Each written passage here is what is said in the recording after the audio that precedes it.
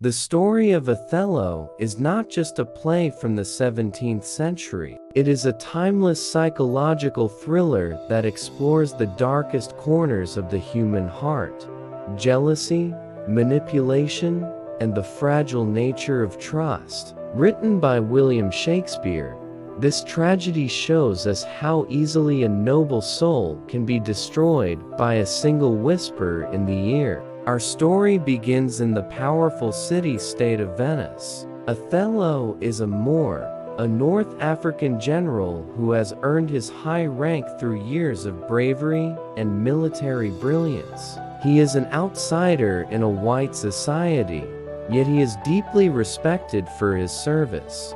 Othello has recently achieved his greatest personal victory.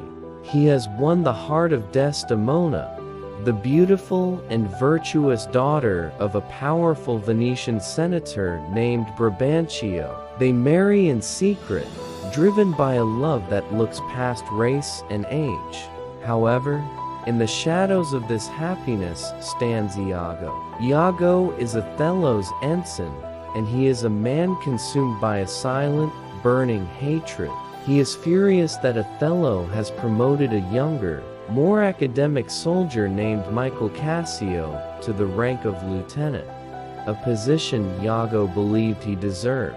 But Iago's resentment goes deeper than a missed promotion. He is a master manipulator who enjoys the sport of destruction. He decides that he will not simply quit or fight Othello. He will destroy everything Othello loves. The scene shifts from the civilized streets of Venice to the isolated military outpost of Cyprus. The island is under threat from the Turkish fleet, and Othello is sent to lead the defense. Desdemona, Cassio, and Iago all follow him. A great storm destroys the Turkish ships before the battle even begins, leaving the characters with nothing to do but celebrate their safety. It is here, in this vacuum of peace, that Iago begins to weave his web. Iago's first move is to eliminate his rival, Cassio. During the victory celebrations, Iago tricks Cassio into getting drunk. He then provokes a fight, causing a riot in the camp. Othello, woken from his sleep and disappointed by his lieutenant's lack of discipline, strips Cassio of his rank. Cassio is devastated. He values his reputation above all else. Iago, playing the part of a helpful friend, gives Cassio a piece of advice: go to Desdemona. Ask her to speak to Othello on your behalf. She is kind, and Othello can refuse her nothing. This is the brilliant trap. While Desdemona innocently pleads for Cassio's reinstatement, Iago stands by Othello's side, planting seeds of doubt. He doesn't make direct accusations. Instead, he uses pauses, sighs, and vague warnings. He tells Othello to beware of jealousy, calling it the green-eyed monster which doth mock the meat it feeds on. By warning Othello against jealousy, he effectively creates it. As Othello begins to wonder why Desdemona is so passionate about helping Cassio, Iago looks for physical proof to seal the lie. He finds it in a simple object, a strawberry-patterned handkerchief. This was Othello's first gift to Desdemona, sentimental heirloom passed down from his mother. Desdemona accidentally drops it, and Iago's wife, Amelia, picks it up. Iago takes it from her and secretly plants it in Cassio's room. When Othello asks for the handkerchief and Desdemona cannot produce it, the general's mind begins to fracture. For Othello, the loss of the handkerchief is the loss of Desdemona's fidelity. Iago then arranges for Othello to hide and overhear a conversation. Iago speaks to Cassio about a local woman who is in love with him, but Othello, led to believe they are talking about Desdemona, thinks he is hearing Cassio brag about his affair with his wife.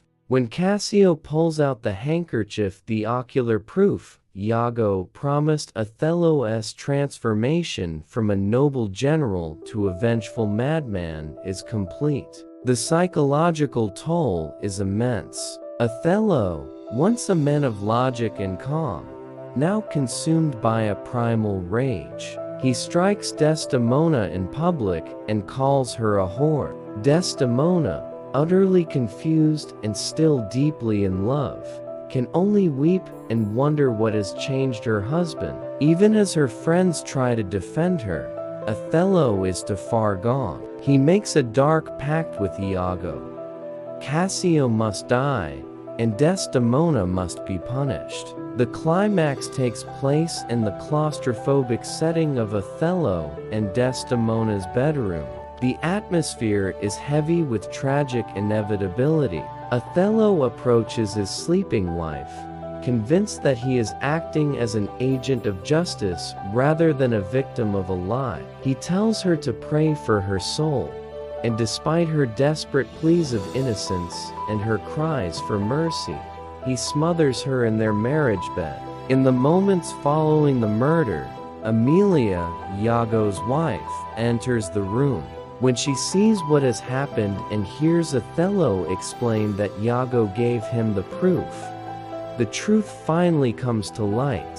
Emilia realizes that her own husband has used her to orchestrate this tragedy. She reveals the truth about the handkerchief, that she found it and gave it to Iago. Iago, seeing his plot exposed, kills Emilia to silence her and tries to flee, but he is captured. For Othello, the realization is a death blow. He looks at his innocent wife and realizes he has murdered his own happiness for a lie. In his final speech, Othello asks the witnesses to remember him as he was, as a man who loved not wisely, but too well. He then takes his own life, falling onto the bed beside Desdemona. Iago is led away to face torture and execution, but he remains chillingly silent. His final words are, "What you know, you know. From this time forth, I never will speak word." He leaves the stage, having achieved his goal, the complete destruction of a great man. Othello serves as a powerful warning for all generations. It reminds us that our greatest enemies are often not the people we fight on the battlefield, but the insecurities we carry within ourselves. It shows us how language can be weaponized and how easily truth can be distorted by someone who understands our weaknesses. As the curtain falls, we are left to wonder, how many Iagos are still walking among us? And how many of us would be brave enough to see the truth before it is too late?